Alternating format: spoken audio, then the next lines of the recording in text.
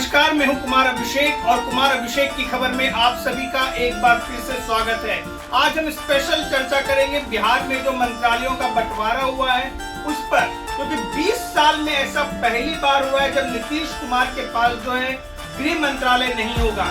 इस बार गृह मंत्रालय का जिम्मा जो है वो भारतीय जनता पार्टी के सम्राट चौधरी के पास गया है। पहले ही गृह मंत्री अमित शाह ने ये साफ कहा था जब उनकी चुनाव रैली हुई थी कि तारापुर से आप सम्राट चौधरी को जिताएं, हम इन्हें बड़ी जिम्मेदारी देंगे। तो अब समझ में आ रहा है किस जिम्मेदारी की बात हो रही थी, लेकिन सम्राट चौधरी के सामने चुनौतियां कम नहीं होंगी, क्योंकि उनकी तुलना होगी सुशासन बाबू यानी नीतीश कुमार से। क्योंकि जिस तरह से उन्होंने पिछले 20 सालों में गृह मंत्री के तौर पर, बिहार के गृह मंत्री के तौर पर काम किया है, वो वाकई काबिले तारीफ है। और निश्चित तौर पर अब सम्राट चौधरी की तुलना भी नीतीश कुमार से की जाएगी एक गृह मंत्री के रूप में। तो उनकी तुलना होगी और लोग कंपेयर करेंगे। जब भी कोई घटना होगी, जब भी कोई कानून व्यवस्था को लेकर के मुद्दा उठेगा, तो नीतीश कुमार से निश्चित तौर पर तुलना होगी। वहीं दूसरी तरफ पार्टी हाई आला कमान को खुश करना भी एक गृह मंत्री के तौर पर, क्योंकि कानून व्यवस्था की जिम्मेदारी रहती है गृह मंत्री के पास, तो उनकी तुलना की जाएगी।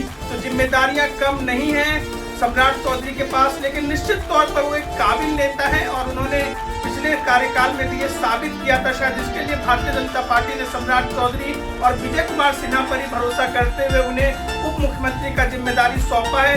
वहीं दूसरे उप मुख्यमंत्री की बात करें तो विजय कुमार सिन्हा के पास राजस्व और भूमि सुधार विभाग होगा। तमाम मंत्रालयों का बंटवारा कर दिया गया। उद्योग मंत्रालय जो है वो प्रदेश अध्यक्ष जो फिलहाल भाजपा के दिलीप जायसवाल के पास रहेगा।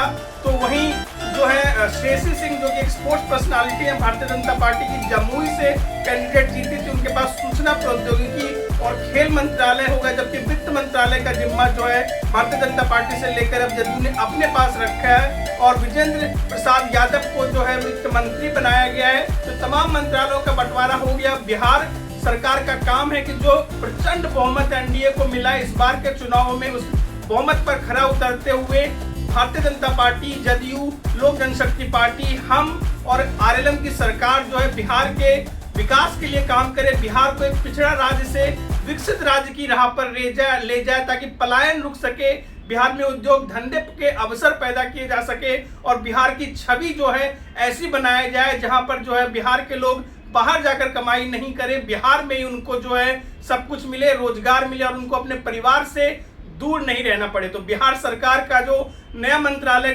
गठन हुआ, नए मंत्री परिषद का गठन हुआ, जो मंत्रालयों को बंटवारा हुआ है, सभी मंत्रियों को कुमार अभिषेक की खबर की तरफ से ढेर सारी शुभकामनाएं। फिलहाल के लिए खबर में ऐसा ही। आप हमारे साथ जुड़े, हमारे साथ चर्चा में हिस्सा लिया, आपका बहुत बहुत धन्यवाद। शुभ रात्रि, शब्बा खैर, जय हिंद।